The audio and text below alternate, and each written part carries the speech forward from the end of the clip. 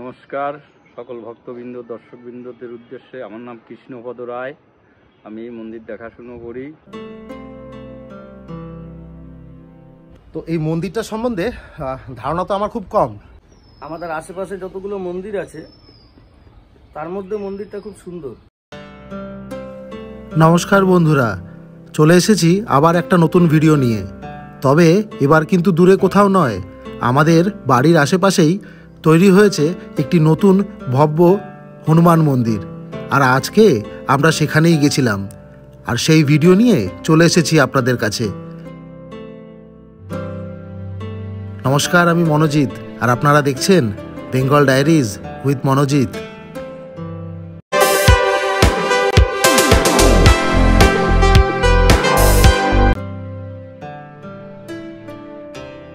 দু নম্বর গ্রাম পঞ্চায়েতে মুড়াগাছা এবং সেখানকারই টালিভাটায় আজকে আমরা কিন্তু চলে এসেছি মুড়াগাছার টালিভাটায়।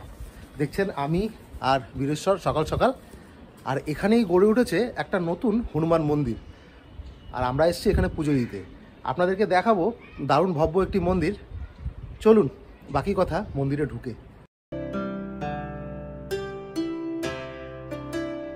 আপনারা তো আমাদের দেখেছেনই ঘুরে বেড়াতে নানান বিখ্যাত জায়গায়, সে কাছে হোক আর দূরে।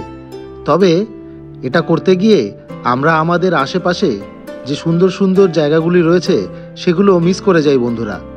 তাই আজ ঠিক করলাম আপনাদেরকে এমনই একটা নতুন জায়গা দেখাবো, যেটা আমাদের বাড়ি থেকে একদমই কাছে এবং ইচ্ছে করলেই চলে যাওয়া যায় যে কোনো সময়ে।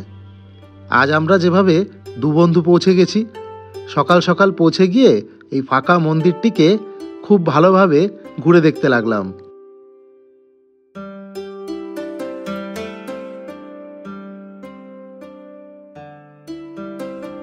তো বন্ধুরা, এই মন্দিরটি মুড়াগাছার এই টালিভাটায় খুব অল্প দিনই তৈরি হয়েছে, অর্থাৎ খুব বেশি লোকেরা জানেন না এটা সম্বন্ধে। তবে ইতিমধ্যেই এটা এখানে খুব প্রচলিত একটি মন্দির, অর্থাৎ পালা করে এখানে অনেকে আসেন পুজো করতে, অনেক দূর দূর থেকেও আসেন। তো দেখুন কত সুন্দর ভব্য একটা মন্দির আমার বাড়ির খুব কাছেই রয়েছে। আমিও জানতাম না এই ব্যাপারে, তবে বীরেশ্বরের জন্য কিন্তু জানতে পারলাম জায়গাটার কথা।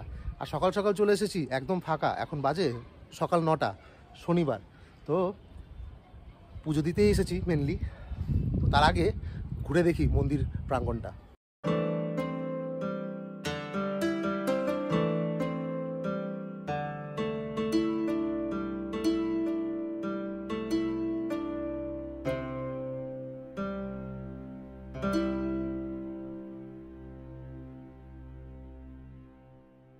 তো এই মন্দিরটা সম্বন্ধে ধারণা তো আমার খুব কম। তো বীরেশ্বর যতটুকু জানে আপনাদের সাথে শেয়ার করবে। ভাই, এই মন্দিরটা সম্বন্ধে জানলে কি করে, বা কিভাবে তৈরি হলো, কতদিন আগে? মন্দিরটা করোনার পরেই হয়েছে, মানে বছর 3 প্রায়। তবে আমাদের আশেপাশে যতগুলো মন্দির আছে তার মধ্যে মন্দিরটা খুব সুন্দর। আর এত ভালো মন্দির আমাদের আশেপাশে আছে বলে তো আমার না মনে হয় না। ভেতরে একটা পুকুরও আছে। হ্যাঁ, তারপরে প্রত্যেকটা জিনিসের যতগুলো থিম আছে এখানে, ঋষিদের মানে কিছু একটা বোঝানোর মতন। মন্দির তো মন্দিরের মতনই, মানে আমাদের যে পৌরাণিক গল্পগুলো আছে সেই গল্পগুলোকে এখানে মন্দিরের গায়ে দেয়ালে চিত্রের মাধ্যমে ওটাকে প্রকট করা হয়েছে। হ্যাঁ, তা তো আছে, সিম্বলিজম আছে, আর সেটা তো আপনাদের দেখাবো ভিডিওতে। হ্যাঁ, মন্দিরটা খুব ভব্য মন্দির বানানো হয়েছে, যে অনেক ভেবেচিন্তে বানানো হয়েছে। আর এখানে একটা জলাশয়ও রয়েছে, এই দেখুন আমাদের ঠিক পিছনে। আমরা এর ঘাটটাতেই বসে আছি। তো কোনো বিশেষ তিথিতে এখানে যে লোকজন আসেন, ভিড়ও হয়, সেটা বোঝা যাচ্ছে। আজ শনিবার সকাল সকাল চলে এসেছি আমরা, সে কারণে ভিড় একদমই নেই। মন্দিরের প্রাঙ্গণ খোলা রয়েছে, কিন্তু পুজো এই মুহূর্তে হচ্ছে না, কারণ তালা রয়েছে মন্দিরে। এখানকার টাইমিং কি আছে সেটা আপনাদেরকে দিয়ে দেবো, হয়তো এখানে নিচেও দেখতে পারবেন, কোনো জায়গায় লিখে দেবো। তো আপাতত আমরা এখানটায় বসে আছি, আর খুব সুন্দর লাগছে। মন্দিরের চারিপাশে যত রকম দেবদেবীর মূর্তি আছে সব কটা লাগানো। যেমন ওই সামনে দূরে দেখুন, যখন অর্জুন লক্ষ্যভেদ করছিল, অর্জুনের সেই প্রতিরূপটা আছে, তার পাশে ভগবান শ্রীরামচন্দ্রের মূর্তি আছে, শ্রীকৃষ্ণ আছে, মা সীতা দেবীর ছবি আছে। দূরে দেখুন চৈতন্য মহাপ্রভু। মানে পুকুরের চারিদিকে যত রকম দেবদেবী আছে তাদেরকে কিছু না কিছু তার রূপে এখানে মূর্তি হিসেবে প্রতিষ্ঠা করা হয়। আর এসছি তো বজরঙ্গলির মন্দিরে, বজরঙ্গলি সম্পর্কে নতুন কিছু বলার নেই। আর আজকে শনিবার, তা পৌরাণিক কারণ অনুযায়ী আপনারা জেনেই থাকেন, একবার বজরঙ্গলি গভীর ধ্যানে মগ্ন ছিল। তখন তার উপরে আমরা যাকে বড় ঠাকুর বলি শনিদেব ভর করে। ভেবেছিল সব দেবতার ওপরে যেমন তার প্রকোপ চলে, বজরঙ্গলির প্রতিও তার চলবে। বজরঙ্গলি কি করে, শনিদেবকে সাহায্য করার জন্য তার নিজের মাথার ওপরে বড় বড় পাহাড় চাপাতে থাকে। তা ভেতরে শনিদেব খুব অস্বস্তির মধ্যে পড়ে। তা বলেছিল, প্রভু আমাকে ছেড়ে দিন, আমি আর কোনোদিন এই কাজ করব না। তখন বজরঙ্গলি শনিদেবকে বলে, শুধু আমার ওপরে কেন, আমার যদি কোনো ভক্ত আমার পূজা করে তার প্রতিও তোমার যেন ওই কুদৃষ্টি না পড়ে। তাই আজকে দুই বন্ধু মিলে সকালবেলা ঠিক করলাম যাই একটু হনুমানজির দর্শন করে আসি। একদম একদম। আর এই মন্দিরটি মুড়াগাছার ভিতরে টালিভাটা এলাকায়। অবশ্যই এটা একটা আকর্ষণ, কারণ এখানে আশেপাশে সেরকম কোনো কিন্তু দ্রষ্টব্য স্থান নেই। তবে তার মাঝখানে অনেক দূর থেকে এই মন্দিরটা দেখা যায়। মন্দিরটা যথেষ্ট ভব্য, আর সন্ধ্যাবেলা জায়গাটা আরও সুন্দর লাগে, কারণ আমরা দেখতে পাচ্ছি এখানে চারিদিকে রয়েছে লাইটিং। কোনো বিশেষ তিথিতে এখানে আসলে হ্যাঁ ভিড় থাকবে, তবে আপনার ভালো লাগবে। মন্দিরটি ঘুরে দেখার সাথে সাথে আমরা অপেক্ষা করতে লাগলাম মন্দির কর্তৃপক্ষের কোনো একজনের সাথে কথা বলবো বলে, আর তিনিও কিছুক্ষণের মধ্যে এসে পড়বেন।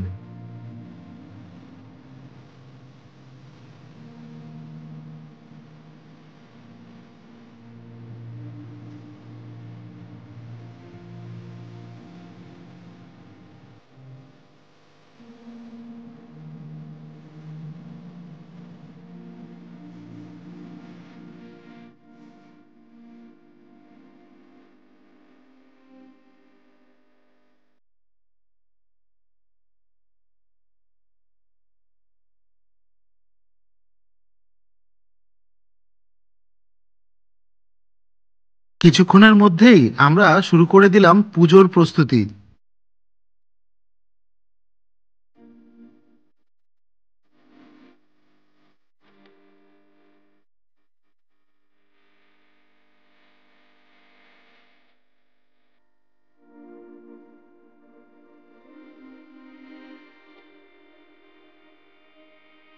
সকালের সুন্দর আলোয় এই মন্দির চত্বরটি বেশ সুন্দর লাগছিল, আর এখানকার বিগ্রহগুলি কোনো না কোনো পৌরাণিক গল্পের প্রতিরূপ হিসাবে রয়েছে।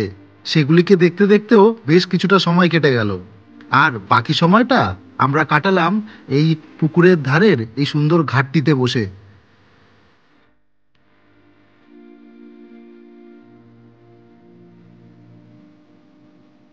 হনুমান জয়ন্তীর দিন এখানে প্রচুর ভিড় হয়। এছাড়া হয় এখানে দুর্গাপুজো, আর তার সাথে দোল পূর্ণিমাতেও এখানে পা রাখা যায় না বন্ধুরা।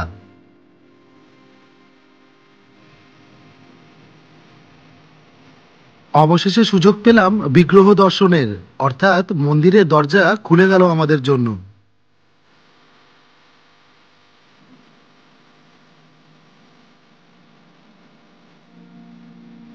এই মন্দির প্রাঙ্গণে রয়েছে দুটি মন্দির, তার মধ্যে একটি বজরংবলির জন্য এবং অন্যটি ভোলেনাথের।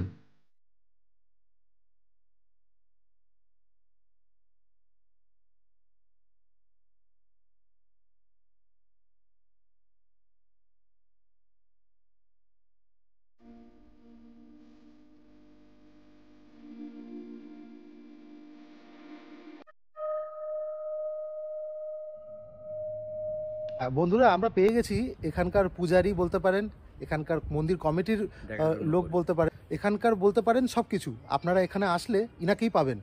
আপনার নামটা একবার বলবেন। নমস্কার সকল ভক্তবৃন্দ দর্শকবৃন্দদের উদ্দেশ্যে, আমার নাম কৃষ্ণপদ রায়। আমি মন্দির দেখাশুনো করি। 2016 সালে আমাদের এই মন্দিরের কাজ শুরু হয়েছিল। করোনার জন্য একটু উদ্বোধন করতে সময় লেগেছে, হ্যাঁ। সময় লেগেছিল। এই আজ বছর 3 হয়েছে উদ্বোধন হয়েছে। আসবেন, খুব ভালো লাগবে দেখবে আমাদের মন্দির। আমাদের মন্দিরে পুজো দেওয়ার টাইম হচ্ছে সকাল 7:30টায় আসলে আপনি ব্রাহ্মণ পাবেন, সন্ধ্যাবেলায় 5টা 5:30টায় আসলে ব্রাহ্মণ পাবেন। এখন ঠান্ডার সময় তো একটু সকাল সকাল পুজো হয়। আপনি যদি ওই সোদপুর থেকে আসেন, অতরে উঠে 2 নম্বর পঞ্চায়েতে নামবে, বলবে আমি টালিবাটা হনুমান মন্দির যাব, সবাই দেখায় দেবে। আচ্ছা, এই জায়গাটা টালিভাটা মুড়াগাছা না লেলিনগড়, মানে অ্যাকচুয়ালি কি? না, লেলিনগড় না, এটা হচ্ছে 2 নম্বর 2 পঞ্চায়েতের নম্বর ভিতরে পড়ে। পঞ্চায়েতের ভিতরে টালিভাটা। টালিবাটা। হ্যাঁ। টালিবাটা বললে সবাই দেখায় দেয় দেখিয়ে ব্যানার দেয়, ঠেলারা। হ্যাঁ, হ্যাঁ। আর যদি আপনি মধ্যমগ্রাম থেকে আসেন, চৌমাথা হাতা যেখান থেকে আসবেন, অটো কি বাসে উঠবেন, 2 নম্বর পঞ্চায়েত নামবে, নেমে ভ্যানালারদের বলবে যে আমি টালিবাটা হনুমান মন্দির যাব, সবাই আচ্ছা আচ্ছা নিয়ে আসবে। আচ্ছা, এটা কি দুপুরবেলা বন্ধ থাকে? দুপুরবেলা বন্ধ থাকে। খোলার টাইম হচ্ছে পুজো দিতে গেলে ঘুরতে আসলে সকাল 9টা থেকে 12টা, হ্যাঁ, আবার বিকেল 4টে থেকে 7টা। গরমের দিনে ওই 5টা থেকে 8টা 8টা করে দেওয়া খোলা হয়। থাকে। আচ্ছা, এই কটা বিখ্যাত বিখ্যাত দিন বলুন যেদিন এখানে খুব অনুষ্ঠান হয় বা কিছু। আমাদের এখানে দুর্গা পুজো হয়, দোল উৎসব হয়, আর আমাদের সবচেয়ে বড় উৎসব হচ্ছে ফেব্রুয়ারির 2 তারিখ 3 তারিখ মন্দিরে আর কি বাৎসরিক। আচ্ছা আচ্ছা আচ্ছা, সেই দিনগুলিতে এখানে প্রচুর ভক্তবৃন্দ আসে। প্রচুর, মানে আপনি আসতে পারবেন না, এত লোকজন হয়। ওই 2-3 দিন ধরে গান বাজনা হয়, খাওয়া দাওয়া হয়। আচ্ছা, এই পুকুরটার বৈশিষ্ট্য কি, মানে কিছু? এই পুকুরটা এমনি মন্দিরের পাশে পুকুর না থাকলে ভালো লাগে না। হ্যাঁ।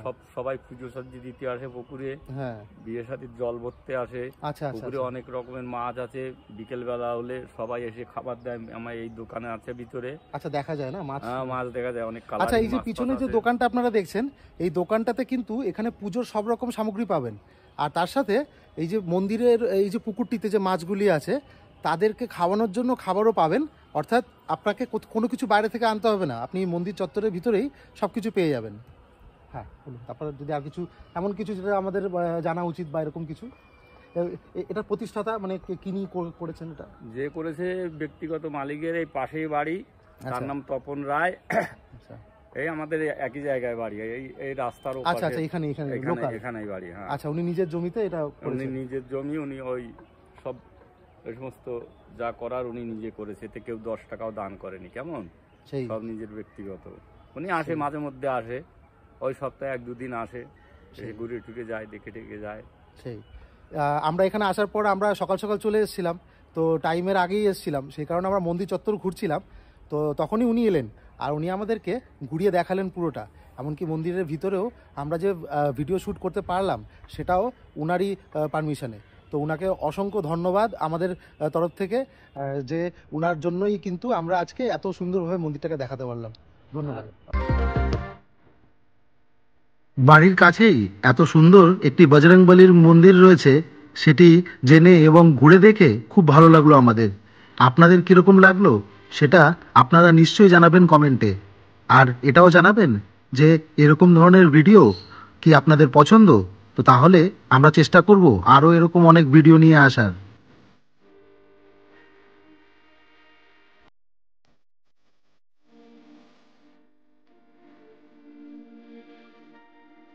আজকের ভিডিওটা এই মন্দিরটা নিয়েই ছিল।